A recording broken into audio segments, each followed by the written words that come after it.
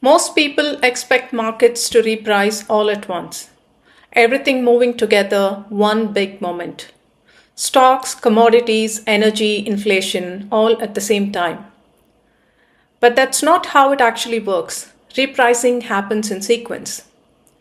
One layer of the system moves first, then another, and only later does the stress show up where everyone can feel it.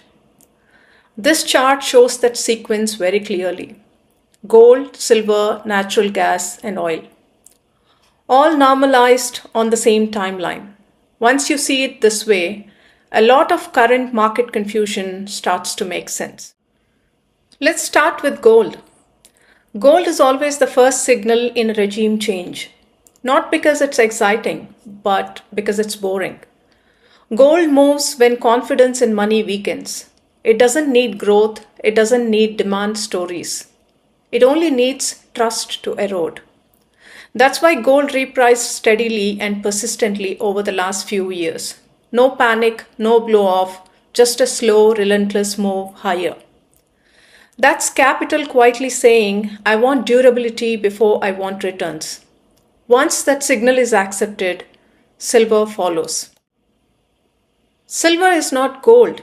It's more volatile, more emotional, more leveraged to the same idea.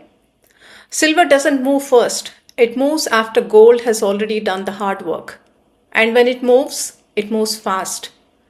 That's exactly what you see here. Years of compression, then a sharp repricing. A move that feels uncomfortable to most people watching it. Silver's role is not to lead. Its role is to confirm that the monetary signal is real and to amplify it. At this stage, the story is still mostly financial. Gold and silver live in portfolios. They don't immediately change daily life. That's why many people still dismiss these moves as just markets. But the sequence doesn't stop there. The next layer is stress. And stress shows up first in places where supply is tight and flexibility is low. That's natural gas. Natural gas sits closely to the physical economy. Heating, power, and industry. It's not a long-term store of value. It's not even a clean trend asset. It's volatile, regional, and sensitive to weather and infrastructure. Which is exactly why it matters. When the system starts to strain, gas doesn't rise smoothly. It spikes. That's what you're seeing here. Sharp moves, fast reversals, large percentage swings. Natural gas is not telling you about a bull market. It's telling you about pressure. Pressure in energy inputs, pressure in supply chains, pressure that the system can no longer absorb quietly. At this point, repricing has moved from portfolios into the real economy.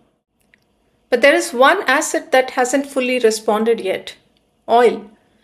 And this is where many people get confused. They look at gold up strongly, silver exploding, gas spiking. Then they look at oil and say nothing is happening. That's a mistake. Oil does not lead these cycles. Oil enforces them. Oil is embedded in literally everything: transport, food, manufacturing, electricity, and inflation itself. Higher oil prices are felt immediately by consumers, voters, and governments. Because of that, oil is the most politically and economically sensitive input in the system. So it lags. Not because it's unimportant, but because the system resists higher oil prices for as long as it can. Subsidies, strategic releases, production promises, narratives, and so on. All of that delays the adjustment, but history is very clear on one thing. When gold reprices and stays repriced, cheap energy becomes incompatible with reality. Not overnight, not in a straight line, but eventually. That's why long-term charts show gold, silver, and oil behaving like the same asset class across decades. They diverge temporarily, they always reconverge.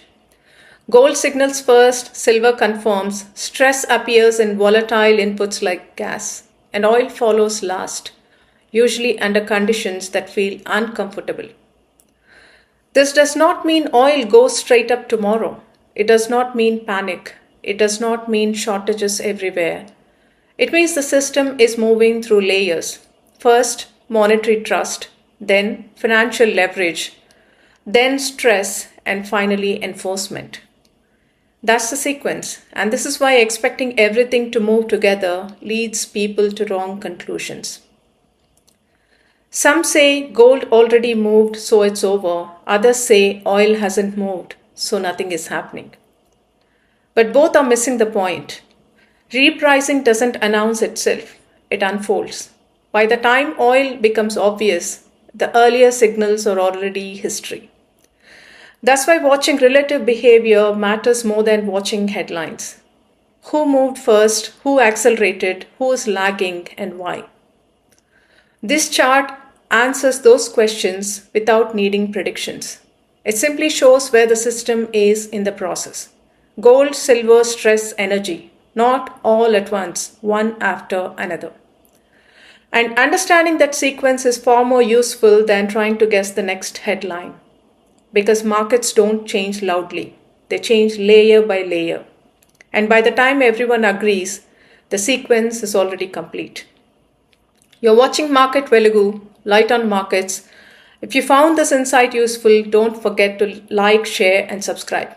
I will see you in another interesting one.